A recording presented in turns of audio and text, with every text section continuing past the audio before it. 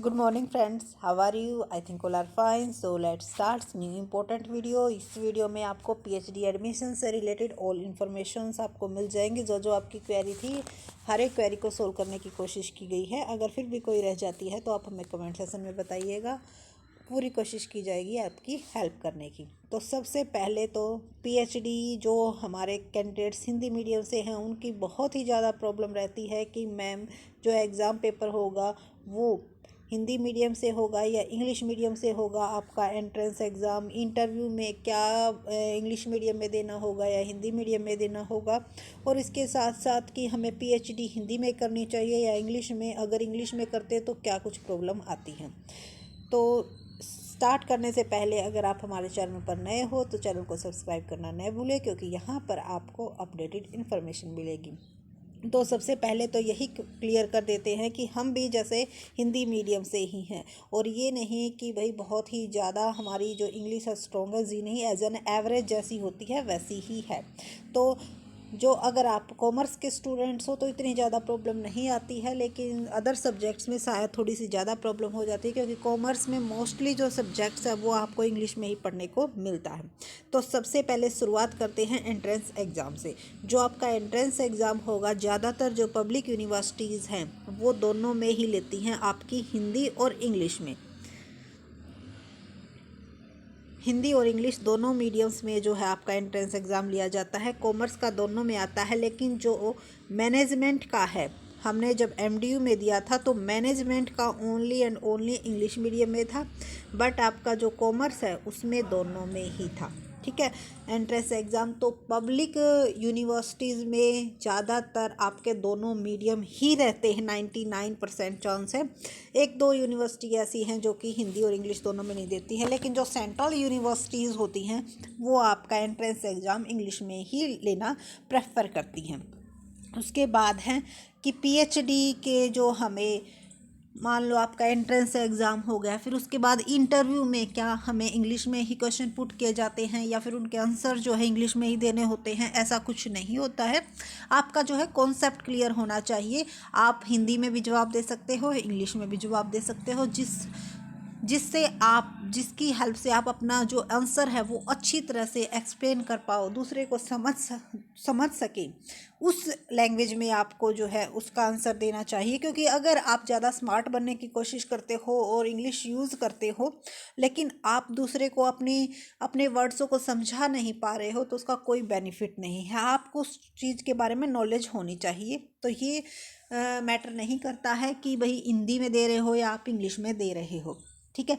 PhD आप जहाँ तक पॉसिबल हो सके इंग्लिश मीडियम से ही करें। वैसे हिंदी मीडियम से भी होती है, हम हिंदी मीडियम से ये नहीं कहते कि नहीं होती, बट मोस्टली यूनिवर्सिटी इंग्लिश को ही प्रेफरेंस देती हैं, क्योंकि जो हमारे गाइड होते हैं वो ज़्यादातर अलग अलग एरिया के हो सकते हैं, तो फिर उनकी जो मोस्ट कॉमन लैंग्वेज होती है वो इंग्लिश होती है। कईयों को हिंदी में बिल्कुल भी इतनी नॉलेज नहीं है जो कि वो इंग्लिश में एक्सप्लेन कर पाते हैं, तो वहाँ पर प्रॉब्लम आ जाती है। और उसके साथ साथ अगर आप करते हो तो आपका जो है एक्सपीरियंस अपने आप बन जाता है। जैसे अब हमारे जो है पीएचडी कोर्स वर्क के एग्ज़ाम हुए थे, तो हमने उनको इंग्लिश मीडियम में ही दिया था। हालांकि है कि भाई 1-2% नंबर ऊपर नीचे हो गए होंगे, लेकिन इतनी ज़्यादा डिफ़िकल्टीज़ नहीं आई। अगर आप कोशिश करोगे तो पॉसिबल है, ऐसा नहीं है कि बिल्कुल ही पॉसिबल नहीं है। तो जहाँ तक कोशिश हो सके, अगर बिल्कुल ही ये है कि भाई नहीं हो सकता, तो आप ऐसी कई यूनिवर्सिटीज़ हैं जो कि हिंदी मीडियम से पीएचडी करवाती हैं, तो आप वहाँ पे एडमिशन लीजिए। नहीं तो इतनी ज़्यादा प्रॉब्लम आपको नहीं आएगी, अगर आप कोशिश करोगे तो पॉसिबल है। हिंदी माध्यम वालों को देखो, बता तो दिया कि हिंदी माध्यम वालों को जो प्रॉब्लम आती है सिर्फ यही प्रॉब्लम है आपकी। और अगर आजकल आप, वैसे तो कहा जाता है कि भाई हिंदी को प्रेफरेंस दो, लेकिन जो इंटरनेशनल लैंग्वेज के रूप में जो यूज़ की जाती है वो इंग्लिश ही यूज़ की जाती है। तो इंग्लिश को अगर आप किसी यूनिवर्सिटीज़ में अगर पीएचडी के बाद इंटरव्यू भी देने जाते हो, तब भी जो है इंग्लिश को ही प्रेफरेंस दी जाती है। लेकिन अगर आप पीएचडी एज ए सिर्फ ये करने के लिए कर रहे हो कि भाई आगे आपको प्रमोशन मिल जाएगी, तो हिंदी मीडियम और इंग्लिश मीडियम वाले को जो है सेम पॉइंट मिलते हैं, पॉइंटों में कोई डिफरेंस नहीं होता है। आगे आपके प्रमोशन में हेल्प करनी हेल्प दोनों ही सेम करेंगी, दोनों के सेम ही मार्क्स होंगे, तो वहाँ पर आपको कोई दिक्कत नहीं आएगी। लेकिन अगर आप प्राइवेट यूनिवर्सिटीज़ के पॉइंट ऑफ व्यू से देखो तो इंग्लिश मीडियम को ही प्रेफरेंस दी जाती है। आई थिंक आपकी ऑल क्वेरी जो है सॉल्व हो गई होगी, क्योंकि बहुत सारे कैंडिडेट्स जो हैं हमारे हिंदी मीडियम से हैं।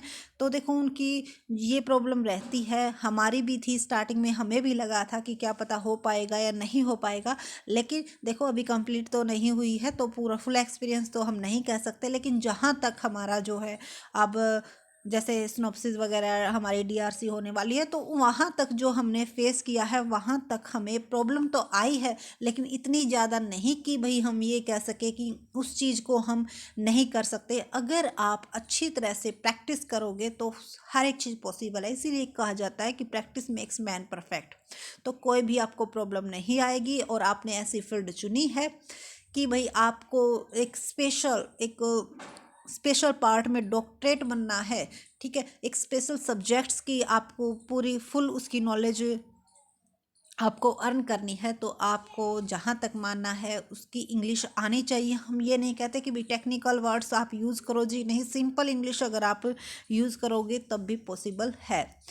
तो हिंदी मीडियम से करें या इंग्लिश मीडियम से करें, किसी भी मीडियम से करें, बहुत ही अच्छी तरह करें। और एक बात का ज़रूर ध्यान रखें, जिस भी टॉपिक को आप सिलेक्ट करें तो अपने इंटरेस्ट के एरिया के अकॉर्डिंग करें। ये ना हो कि आपका उस चीज़ में इंटरेस्ट नहीं है और आपने वो सिलेक्ट कर लिया, तो फिर ये जो 3 या 4 साल हो जाते हैं ये कंप्लीट करने बहुत मुश्किल हो जाते हैं, और कईयों की तो पीएचडी बीच में ही रुक जाती है। तो इसीलिए इन चीज़ों का स्पेशल ध्यान रखें कि ऐसी चीज़ ना चूज करें जिसको कि आप आगे ना बढ़ा पाओ, जिसमें कि आपका इंटरेस्ट नहीं है।